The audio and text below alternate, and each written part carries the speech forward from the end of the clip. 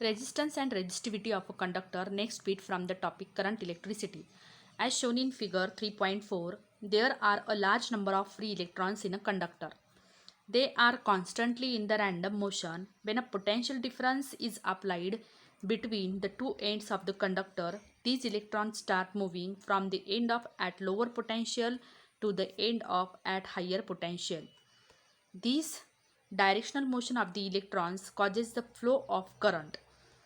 तर विद्यार्थ्यांना आपल्याला माहिती आहे की फ्री इलेक्ट्रॉन्स म्हणजे काय. तर फ्री इलेक्ट्रॉन्स काय असतात, कोणत्याही मेटॅलिक कंडक्टरच्या ॲटम्समध्ये त्यांच्या आउटरमोस्ट शेलमध्ये जे इलेक्ट्रॉन्स असतात which are more than one in number, these electrons are known as free electrons because these electrons are weakly bound with their nucleus. But these electrons are constantly in the random motion. See here, this figure shows that random motion of the electrons in the wire.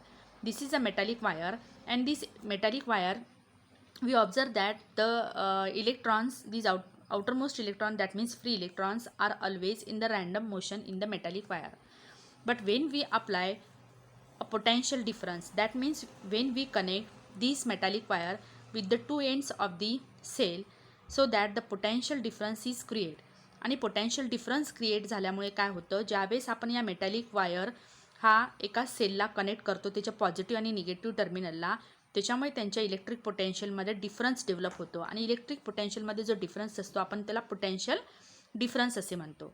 And due to these applied potential difference नाव electrons start to flow. हे जे electrons आहे कसे flow होतात, the direction of flow of electrons from the negative terminal to the positive terminal. That means the low potential level to the higher potential level, these electrons start to flow through the conducting wire. हे केव्हा possible झालं, ज्यावेळेस आपण या metallic वायरला एका सेलसोबत connect केलं, त्यामुळे potential difference develop झाल्यानंतर ते electron start to flow from lower terminal to the higher terminal. See here, motion of the electrons after applying the potential difference to the two ends of the wire. Then what is given further? See here, this directional motion of the electrons causes the flow of current. And so student, we know that what is electric current? Electric current is nothing but the flow of negative charges. That means flow of electrons known as electric current. Moving electron strikes the atoms and ions which lie along their path. Such collisions cause hindrance to flow of the electrons and oppose the current. This hindrance is called the resistance of the conductor. मग ज्यावेळेस हे electrons due to the applied potential difference, ज्यावेळेस हे electrons from negative terminal to the positive terminal flow होण्यासाठी सुरुवात होते, त्यावेळेस या इलेक्ट्रॉन्सच्या फ्लोईंगच्या पाथमध्ये जे काही आयन्स आहे which are present in the metallic conductor, ions atoms, यावरती ते जाऊन आदळतात, ते कोलाईड होतात. कोलाईड झाल्यामुळे काय होतं, इट कॉजेस द हिंड्रेन्स. हिंड्रेन्स म्हणजे काय आहे की या इलेक्ट्रॉन्सच्या फ्लोमध्ये एक प्रकारचा अपोजिशन तयार होतो, अडथळा तयार होतो, आणि या अडथळ्यालाच आपण काय म्हणतो, रेजिस्टन्स असे म्हणतो. So that student, resistance is nothing but one type of the obstacle during the flow of negative charges.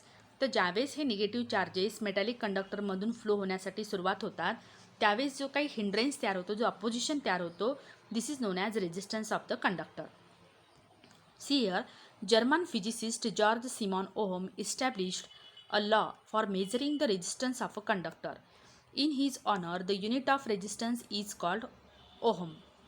तर जर्मनचे फिजिसिस्ट होऊन गेले जॉर्ज सिमॉन ओहम यांनी सगळ्यात पहिले resistance of a conductor find out करण्यासाठी जो लॉ डेव्हलप केला, ज्याला आपण ओहम्स लॉ म्हणतो.